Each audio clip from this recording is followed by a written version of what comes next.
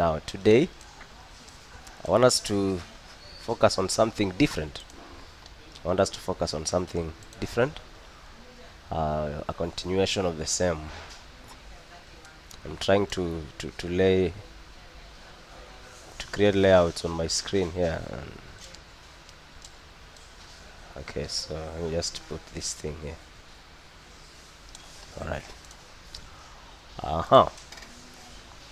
Good. So, how is the going so far?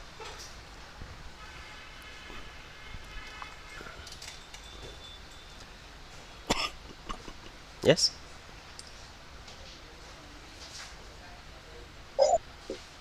So far, so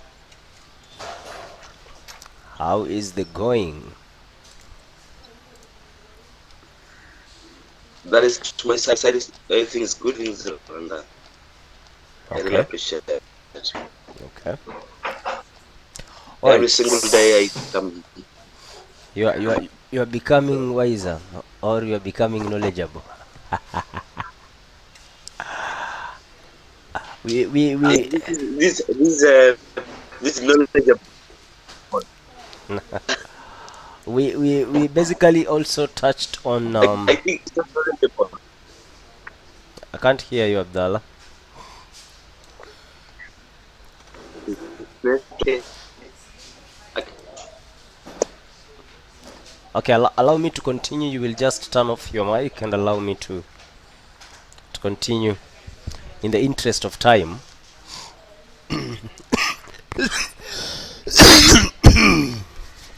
Sorry for that. Okay, so we also touched on features and capabilities of different types of information systems, and we began by looking at the various types of information systems. And just a recap of what we learned, we spoke of of in the early ages where information systems were tailor-made, and we said that when a problem existed and that problem needed a solution, then basically a solution was an information system was made to solve that problem. But with time, there was a realization that problems had similar characteristics. They had characteristics that are somehow similar, and that brought in the need to create an information system that is going to solve a wide range of problems. And majorly, to be able to create an information system that is able to solve a wide range of problems required people to determine a number of things, including why that information system is needed, how is it going to be used, and also where it is going to be used. So that led into the beginning in research to try and categorize information systems. And majorly, the first and most commonly used way was categorizing information systems based on the hierarchy of the organization, based on the organizational hierarchy. So we looked at the three-level pyramid. I also introduced you to the to the five-level pyramid, and I was trying to explain. And I said that there is no specific categorization of information systems that is widely accepted, or we can say globally accepted. So it depends on the hierarchy of the organization and also what that information system does. Okay, yeah, that's where we stopped. So we can move um, into the details now, because I promised to go into the details of these different types of information systems. So we are going to talk about, we are going to try and uh, compare the different kinds of information systems that we have, especially the ones that we have in the five level pyramid. And the first information system, the first kind of information system that we'll talk about is the transaction processing system. The transaction processing system. The transaction processing system. Now, one thing about me, when I'm teaching and you hear me repeating something more than once, then it means that's a key thing. When you hear me repeating a point, you hear me repeating just any line of words more than once, then it means it's key. You have to take note of it.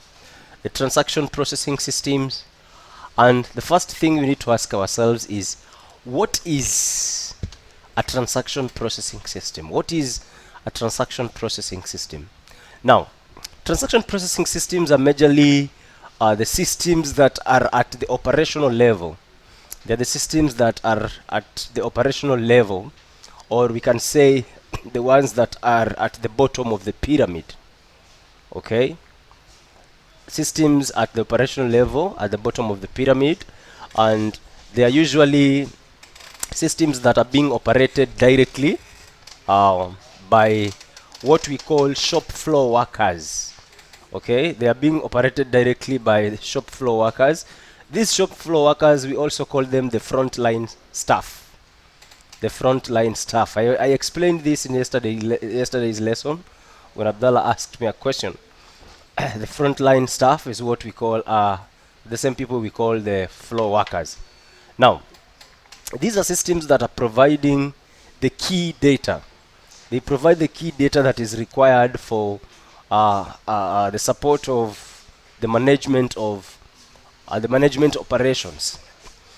For we said for the managers to the operations, or how the manager operates or manages the operations of an organization is largely dependent on the information the manager has. So this information is coming from the transaction processing systems, the key data. Okay. Now, how then is this data obtained? How is this data obtained? Now, the key data is obtained through we have automated and semi-automated tracking of what we call low-level activities and the basic transactions. So the basic transactions happening at the front desk, the low-level activities happening at the front desk. Now we are tracking those activities. We are tracking those activities, and those activities become our key data. Those activities become our key data. So the receptionists, for example, in our college, are doing the key activities, registering students, probably handling any issues, handling issues, general issues for students, and all that information is, and those activities are actually monitored, or they are tracked, and we obtain data, the key data from there. Now, what functions do these transaction processing systems have? What are their functions? What are their functions? Now, for the transaction processing systems, their function is more than the simple data processing. As much as they are doing data processing, there are other things that they are doing. Okay? So before I even discuss the functions, let's look at the inputs. Let's look at the inputs. What they take in is what we call inputs. What they take in is the input. What they give out is the output. So they take in, inputs include transactions. Inputs would include transactions. You'd go there and maybe pay for something. You'll go there and maybe book for reserve a position, all that. So they take transactions as input. Number two, they also take events as input. For example, student registration. That is not a transaction, it is an event. So it would have it will have things like uh, registration date, when did this student register, and all that information. So they are taking two types of inputs. The first one is transactions, and the second one is events. Number two, let's look at the type of processing they do on data.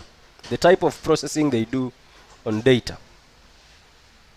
So I am categorizing that into three. The inputs, what type of processing they do, and what they take out, the output. So we have the inputs, the processing they do, and the output.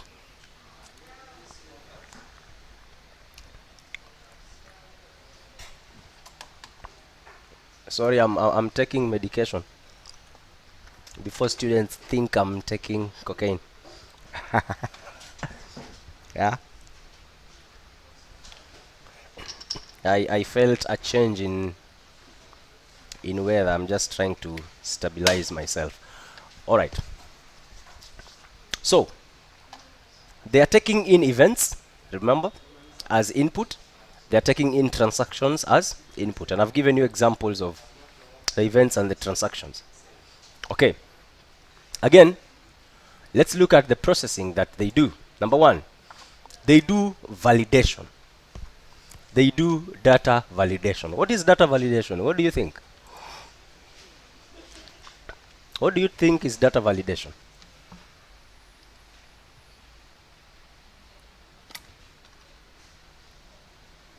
Yes?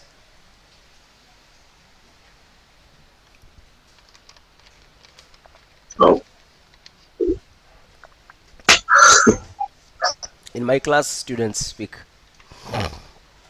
They do data. data validation. I think um if I can try, sir. Okay, go ahead.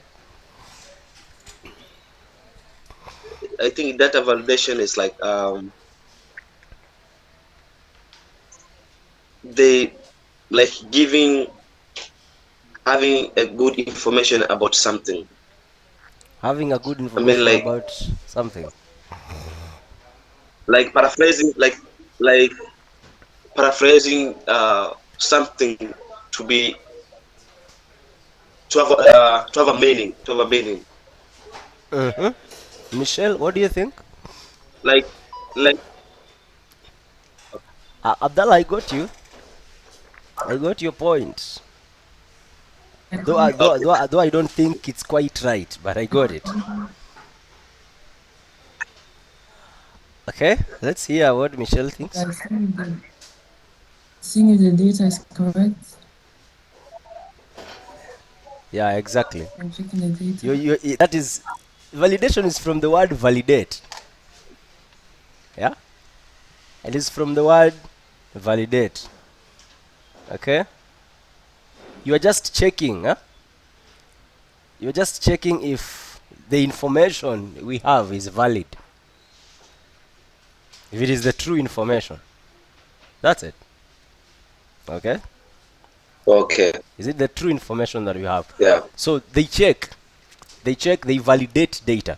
For instance, if you give them your names and everything, they will ask you for documents, and they try checking, they compare what you have put in this registration form and what your identification documents show. Okay? Yeah, so that is validation.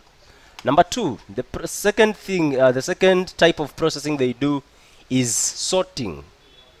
Sorting. Sorting. Sorting is the second one. Sorting is simply how do we call it? Like separating information, separating information, putting related data together, and the ones that are not related. Yeah. Before you cook, do you guys cook beans?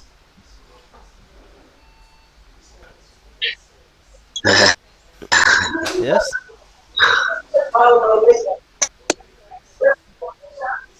Maybe Michelle. Me, I don't cook beans. Okay, okay. You have never cooked beans. Rice?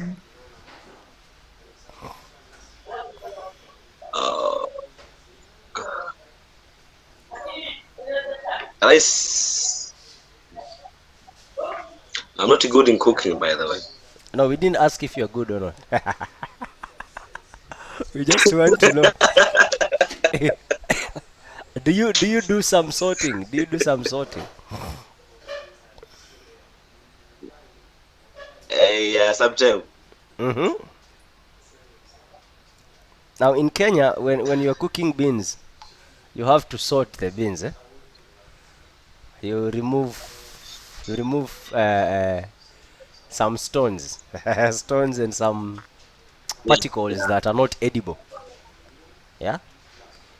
Yeah. But that might not be a good example in sorting. But sorting simply means taking related data, put it in uh, the same place. Together. Yeah. Abdallah says is not good. Is not good in cooking. Are you good in eating?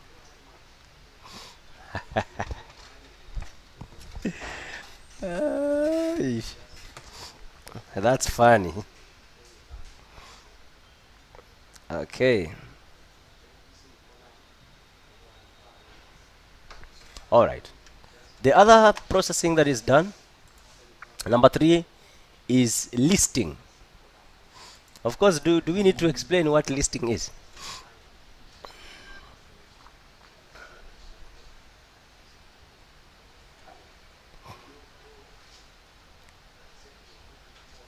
Listing is the second one.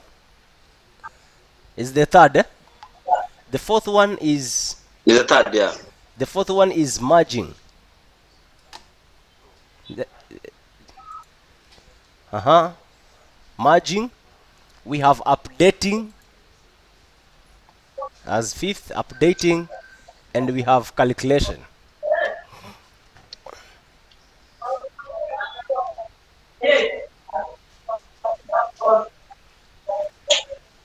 Okay. Merging means after sorting, you have put grouped maybe related data or files in a folder, and then that folder belongs to a major folder. So you bring sorry, you bring all the related subfolders together. You are merging. Or maybe you have data um, in a file that is related or related with other data in another file, so you transfer or you put them together in one file. You're doing merging. Of course, calculation, everybody knows calculation unless you were never in school. But you won't be in college if you were never in school. So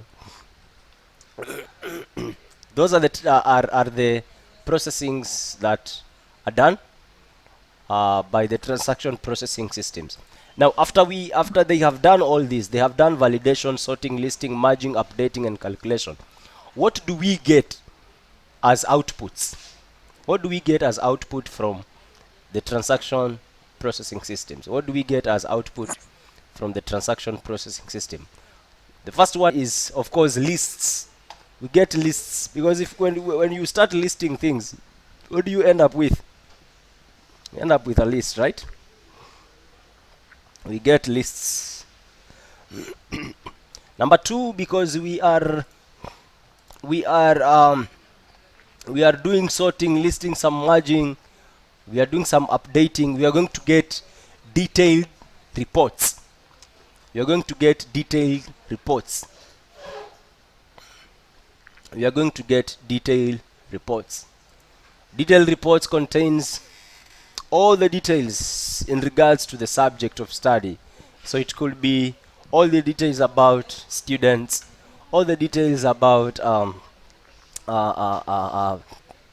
payments, all the details about, yeah. So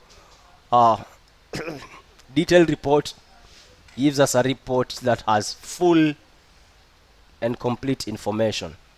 Then we can have summary reports also. You can have summary reports. So a summary report is giving you a brief overview of the subject in question. A summary report will give you a brief overview of the subject in question. So if we are talking about maybe uh, uh, fee payments, we want a summary report of fee payments. So we're going to show things like we have 1,000 students, 900 students cleared fees, 50 have paid 60% of their fees, these have paid this percent. You see, we don't go to the specific details of so and so paid this and this is the balance. It's just a summary that we are getting. Then we have also action reports. We also have action reports. As an output, action reports. You're going to get action reports as an output. Now, in layman's language, an action report is simply a report that shows there was this issue, yeah, there was this problem, and we solved it this way. Yeah, to fix this issue, we took this action. In layman's language, that's an easy way to explain it. To sort out this issue, we took this action. To sort out this issue, we took this action. Okay, the student did not had not done exams, or the exams were not reflecting on the system. This is what we did. So we call that action action reports. Great.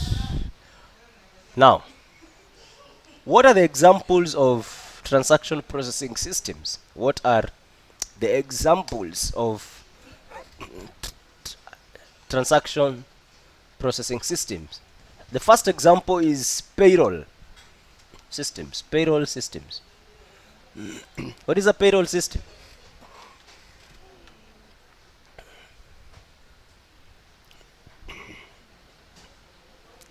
What is a payroll system?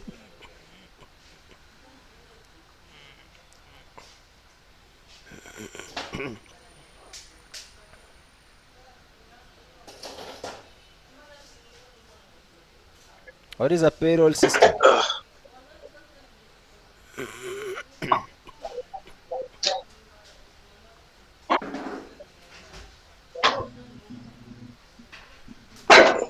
A payroll systems like a way,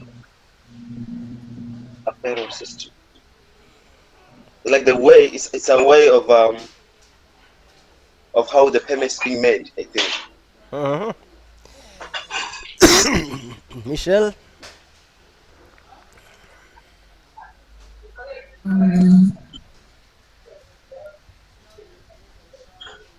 Basically the same like a bill. Sorry? I don't know.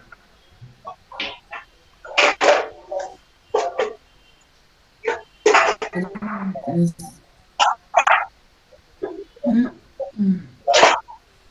Somebody is washing utensils in your house.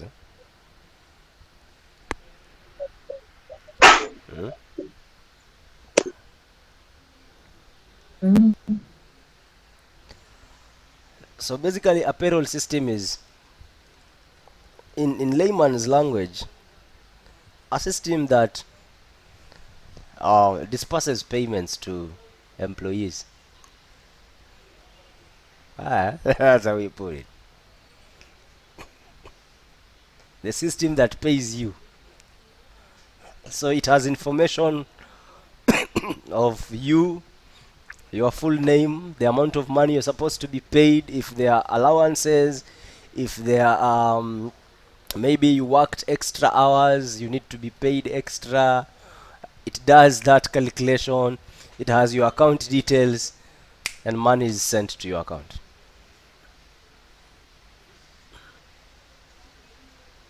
So is that different with the way I explained? Not big difference, but it wasn't clear. Yeah, you said it is how money is paid. like how payment is done, right? If I still recall Yeah, that. yeah. Because this payroll system. Okay. Yeah, so basically payroll system is just that, paying, dispersing salaries to employees. Number two, we have order processing systems. Order processing systems. A client puts an order, and we have a system that follows on that order, makes sure that that order is processed to completion. We call those order processing systems. Number three, reservation systems. Reservation systems are basically for hotels and these other sites that you would want to visit. Maybe you are going for a holiday and you book a reservation. Yeah, you book a reservation. Another good example is stock control systems. Stock control systems. Stock control systems. Stock control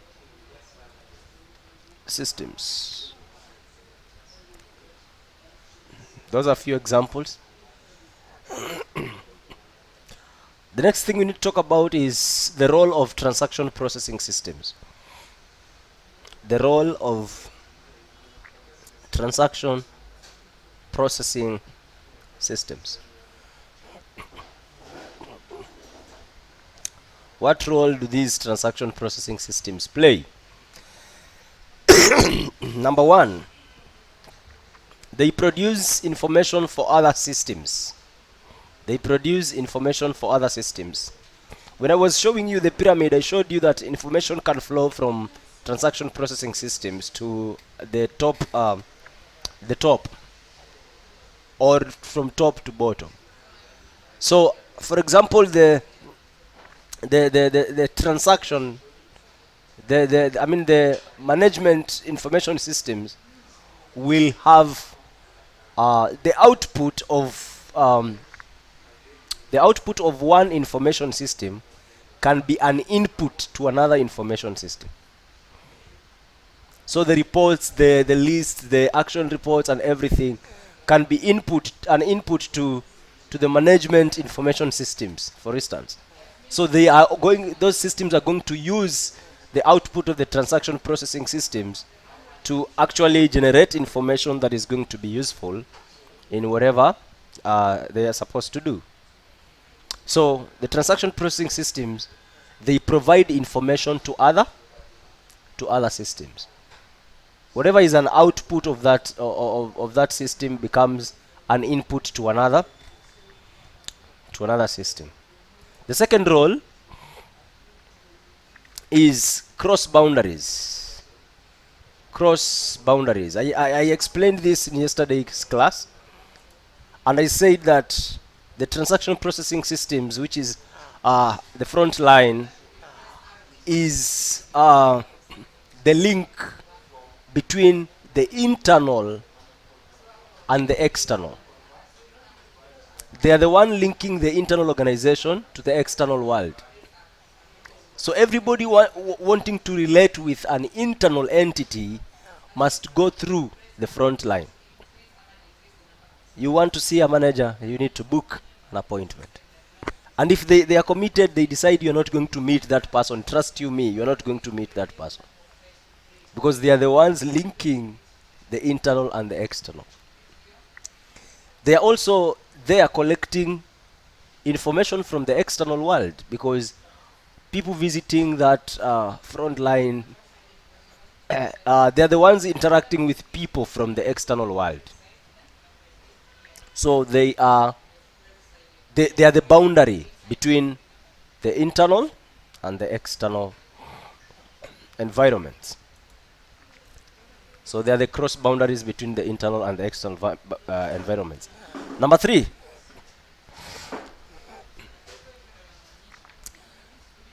They are used by operational personnel. They are used by operational personnels and at supervisory levels, or you can say and supervisory levels. What do I mean? Operational personnel are those people that are doing the basic operations, but the people at the supervisory levels are also relying on those systems for them to be able to carry out their supervisory duties. Now, for instance, you register for a course at the reception. When you come to the reception, your lecturer does not know that you have registered for a course. Yeah? You didn't come and meet me. Actually, I don't know when you registered, and that is none of my business, right? Because that's the business of the front line. But as I am at the assuming I am at the operational level, I rely on information from the transaction from the front line. Information such as your name, your admission number, the kind of course you're doing, when did you register, when are you supposed to be finished, including the contact information. So for me, if I sit in and relax, I can't know there is a student. Is that okay? So I rely on that system for me to know there's this student supposed to do this, supposed to do that, supposed to do that. So that is another important role. I want us to move to the management information systems. Before that, ask me any question.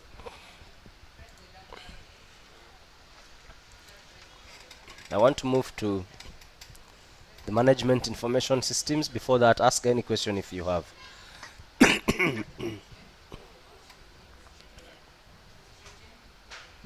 ahead. You okay? Yes. Okay. Management information systems is next. Before I even go to management information systems, let me give you a disclaimer. Many people fail this unit. Many people fail Hello. Yes, this I unit. have a question. You have a question? Okay, go ahead. I have a question, sir. Is there a difference between operation manager and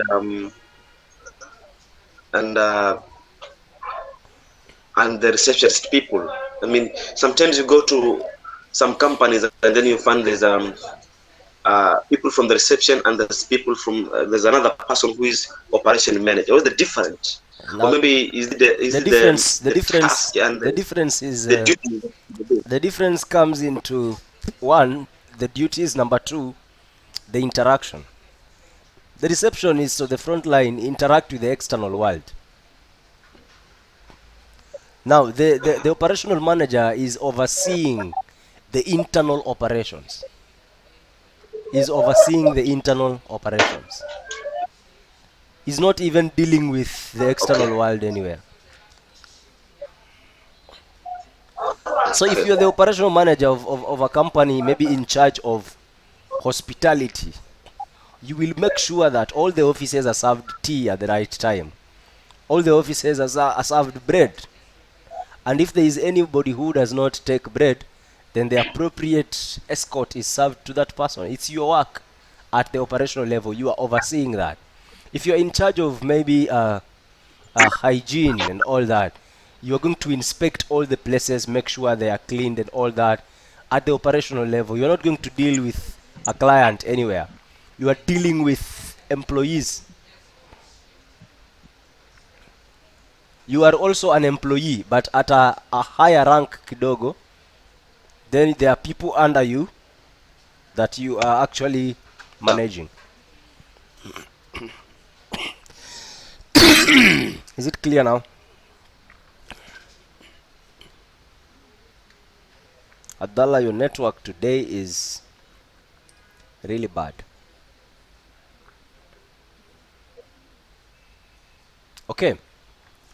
I was giving you a disclaimer and I was saying many people fail this unit when it comes to the external examinations.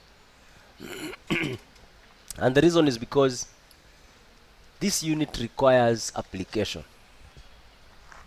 You see all these things I'm teaching you here. You will go to the exam and you might not see any direct question. You won't be asked what are the types of information systems. No. You will be asked a question that requires you to remember the various types and apply to that question. So for people who are lazy, they don't want to think and relate information, they fail. It is the simplest. It is the simplest, but now requires a little bit of some thinking. Now, for example, we learned the components of information systems, or we also learned the importance of information system to organizations. They won't tell you what is the importance of information system. No, they're going to tell you maybe some imagine you are hired maybe to design an information system for an airport, for an airport, for instance. Explain how that information system is going to benefit the airport. Does it mean you don't have the answers? You have them. You're just required to think and relate those answers to the airport. The moment you start giving answers not relating them to the airport, you're already wrong. So that is a disclaimer. So it's a unit that is easy to understand, but it's a unit that is easy to fail. Yeah. It is like CRE. If you ever did CRE, it looks easy, but people still fail. Yeah, so get that. It requires you to be able to apply the knowledge that we are learning. Management information systems, and the first question you ask yourself is, what is management information system? Now, based on some historical reasons, we have the many different types of information systems that are found in commercial organizations are normally referred to as management information systems. However, when we look at our pyramid model, we have management information systems that are at the management level. They are management level systems that are actually used by middle managers. And I explained this yesterday. They are used by, I'm not talking about the executive information systems. Remember the executive information systems, I said they are being used by the top level managers in that organization, probably the owners of that organization, the CEOs of that organization. It's very important for us to understand that. But management information systems are management level systems that are normally used by middle managers to ensure that there is smooth running of the organization in short and medium terms. In other words, whatever the decisions these middle managers will make are going to affect the operations and even the organization in short and medium terms, not in long terms. They cannot make long-term decisions. And this is clear in the previous lesson. I explained it. So they are actually they are systems that are highly structured and produce highly structured information that is going to allow managers to do some evaluation on the performance of the organizations by making sure they compare the input, the output they currently have with the previous output. So the information presented to them is actually used to compare, for us to be able to make a decision on what to do in terms of the organizational operations. We need to check the current output, we check the previous output, and then we try to study based on the information that we have, and then we look at how best can we improve our operational our operations, how best can we manage this and this and this and this. So they really have high structured they produce high structured information. Now, it is also important for us to know that the management information systems are built on the data that is provided by the transaction processing systems. I've mentioned this when I was talking about the transaction processing systems.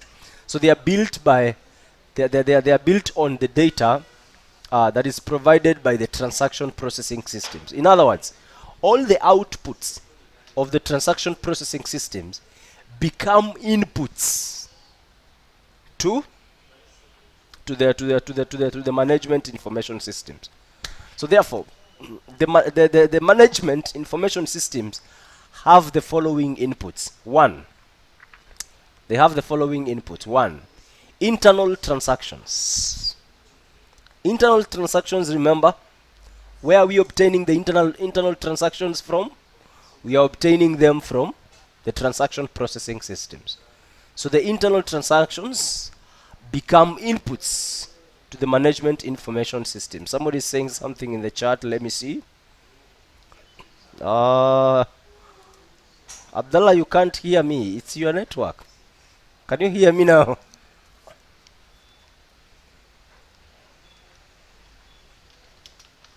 How about now? Can you hear me?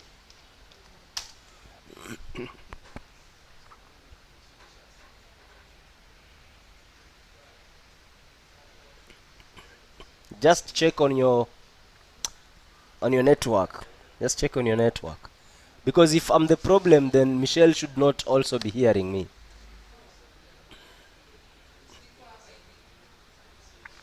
All right. Okay. So we are saying that the internal transactions become inputs to the management information systems. Number two, we have internal files. We have internal files. We have internal files.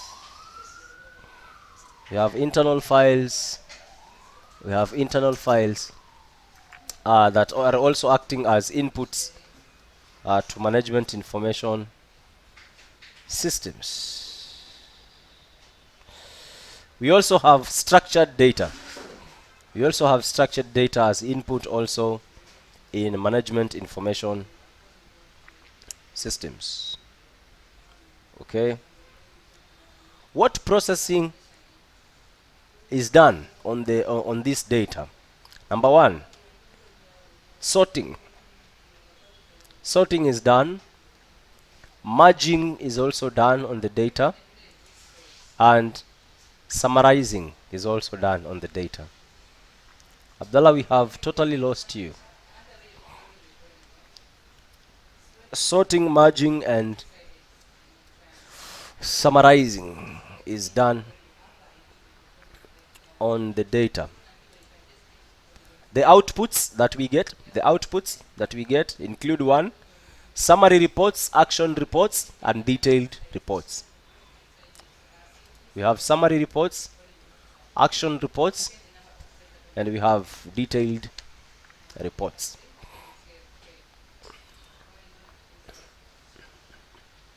Examples of management information systems. One, we have the sales management system, a system that is in charge of managing sales. Example number two is the inventory control system. Inventory control system. The third is budgeting. The budgeting systems. We also have management reporting systems, the MRS.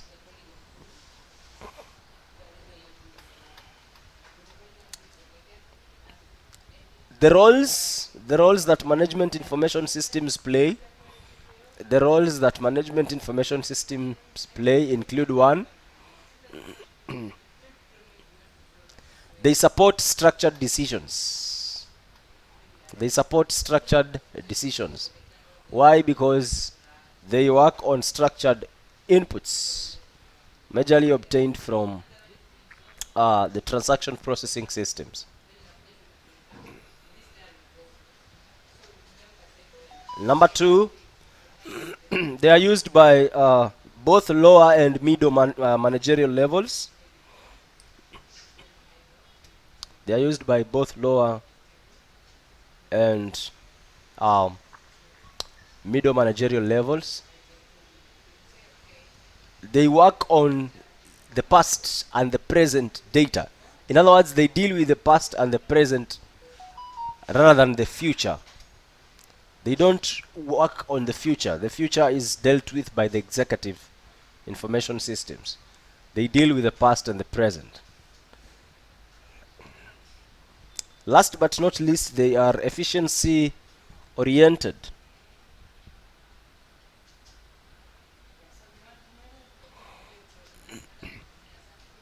They are efficiency oriented.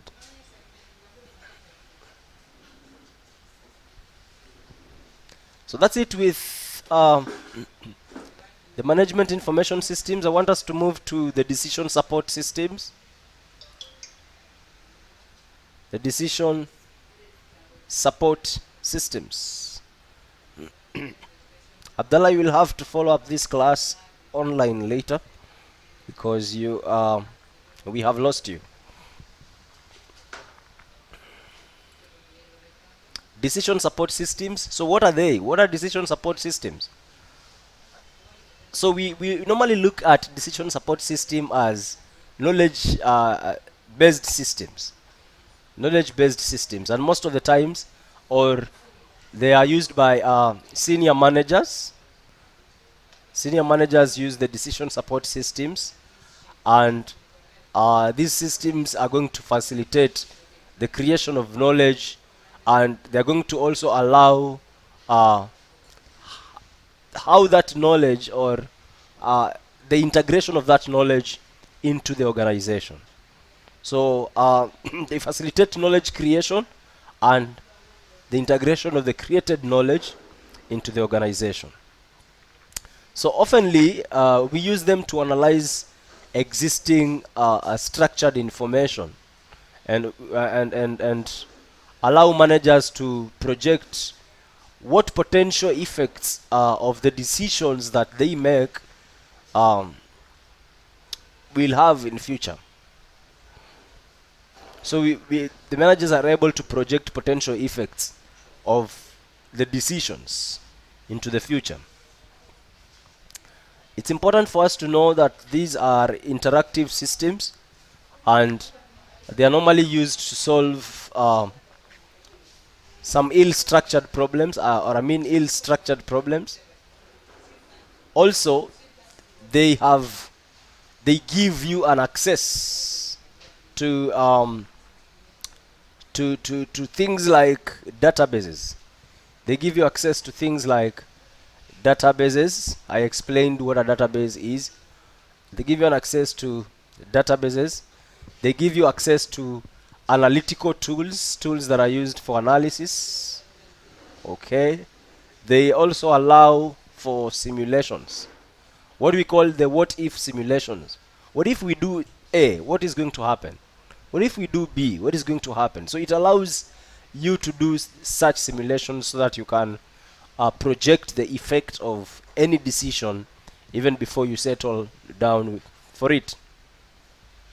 Now, one last thing is that the decision support systems will may or may not support the exchange of information within the organization.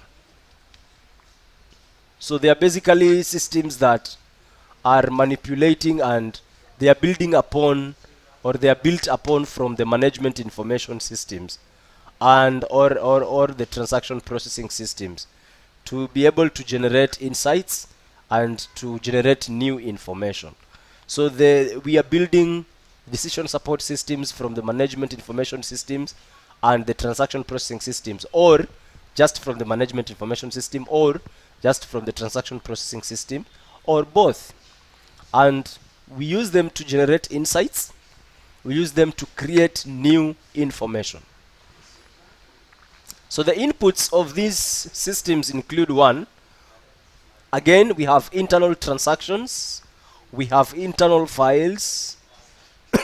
So they work on internal transactions, they work on internal files. The other addition input here is external information. They also work on external information. So they also rely on external information to make decisions. I explained how information is very important when it comes to decision making. I did that yesterday. Yeah, so they really work on that to really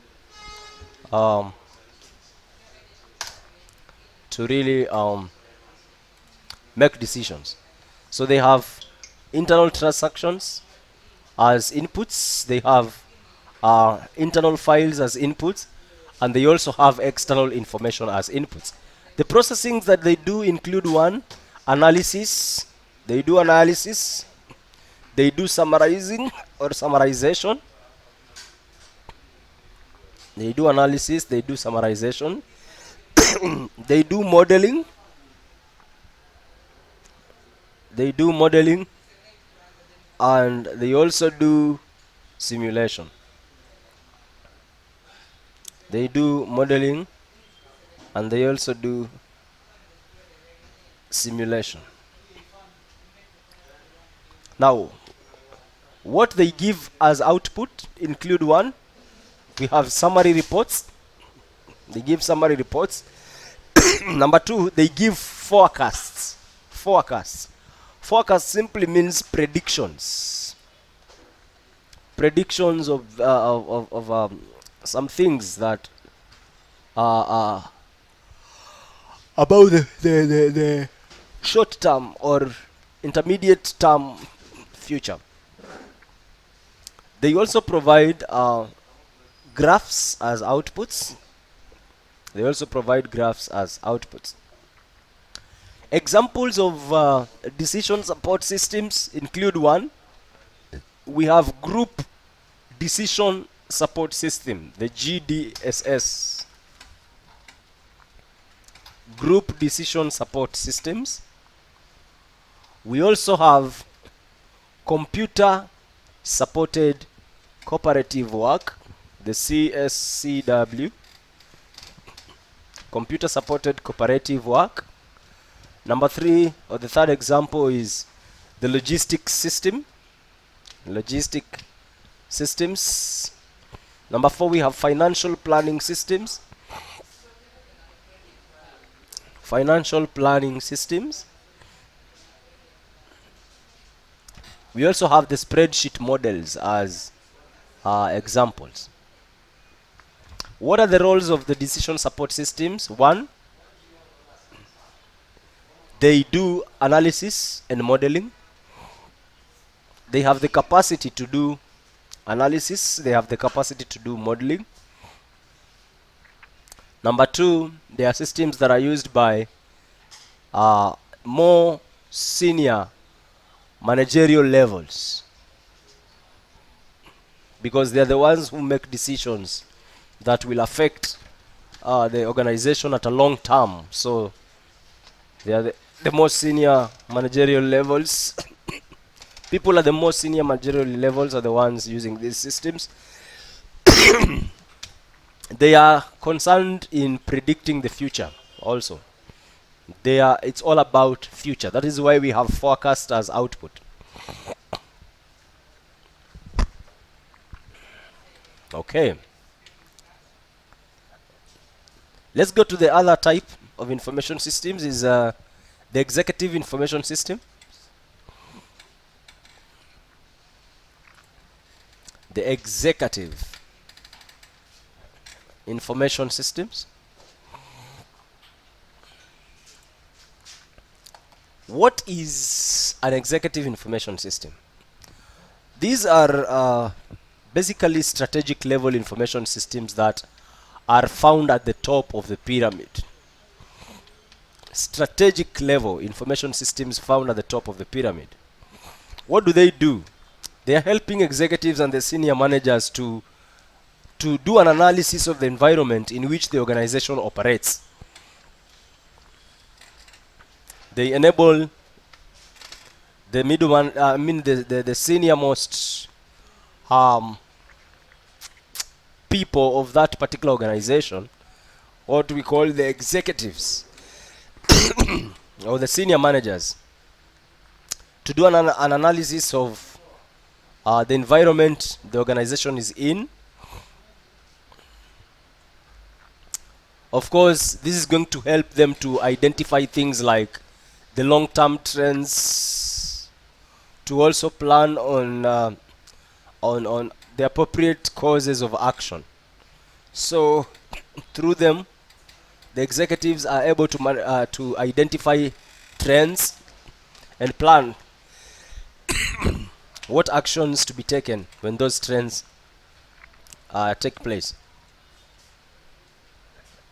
The information in these the executive information systems is weakly structured, and the information is outsourced or is coming from both internal and external sources, because they are analyzing the environment. So they need information from the internal.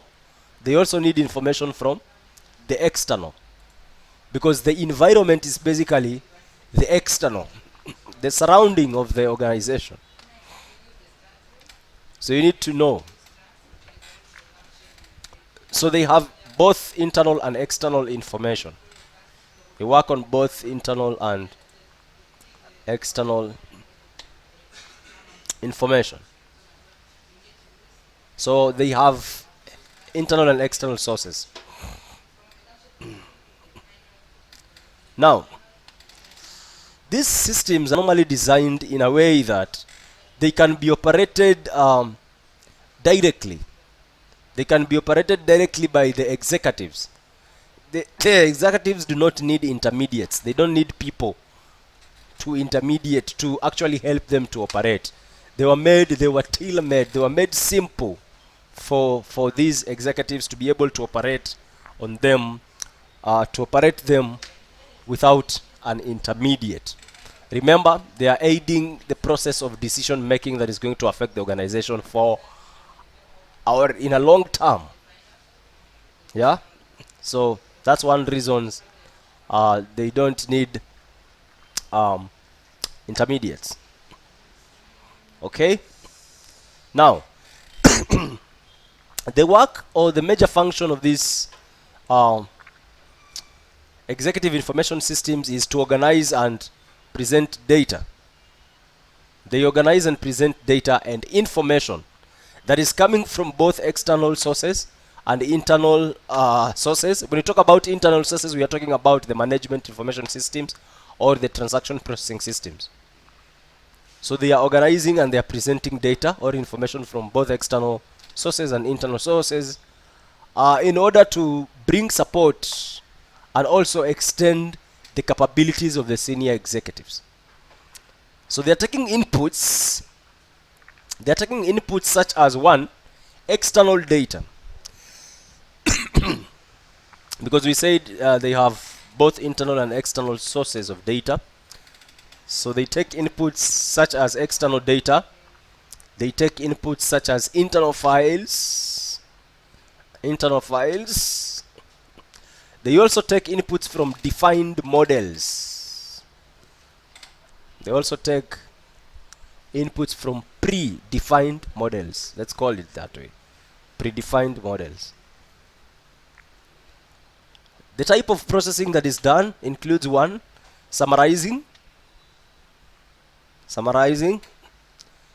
simulation, etc. Summarizing, simulation, etc.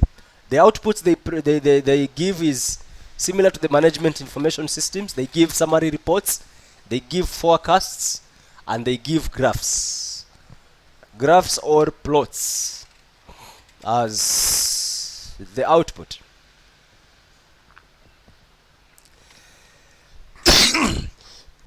Excuse me.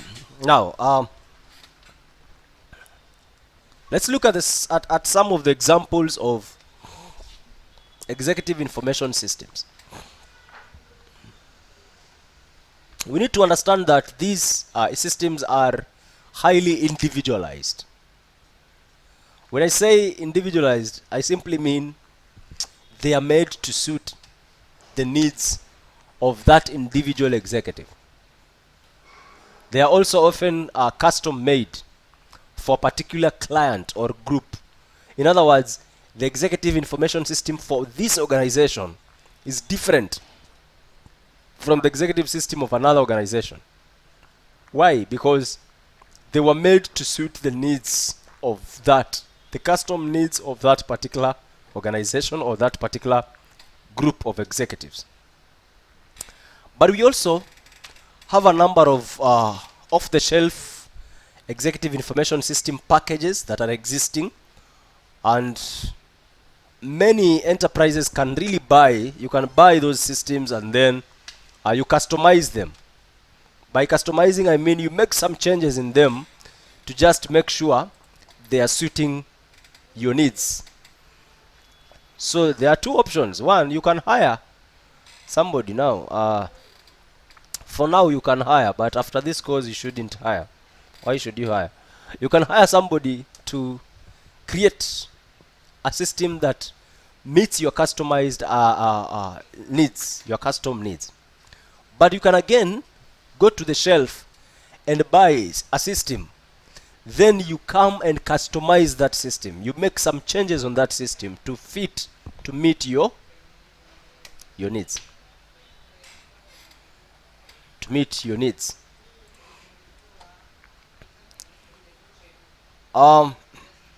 These systems are concerned majorly with ease of use, like I said before. We don't want scenarios where we want an intermediate person to help use them. So they should be easy to use. They are also concerned with future prediction, predicting the future. They are also concerned with effectiveness. They need to be effective because whatever course of action that we're going to make based on the prediction that we have made might affect the organization for the next 10 years. So if it's not effective, then it's gonna kill the organization. So there are systems that also needs to be highly flexible. They should be able to support unstructured decisions. They are also there using both internal and external data sources. I have explained that.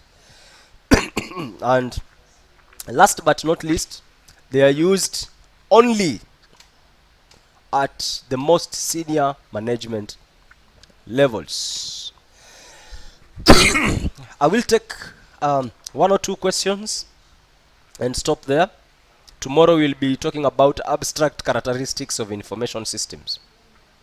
So let me take one or two questions. Anything that is not clear.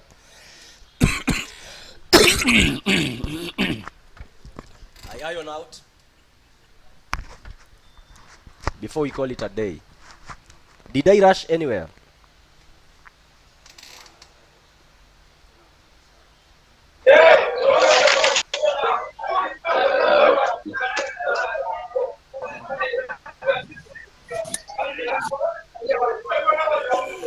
I'm taking one or two questions. I think there's some of that. I cannot To hear my you. side, I'm okay. So it's just a matter of The network. Okay, fine. Michelle?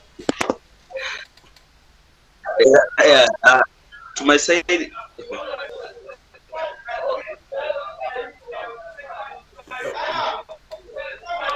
Michelle, any question? Or you okay? Okay. You're okay. So can we call it a day? yeah. Enjoy your day. See you when you see me.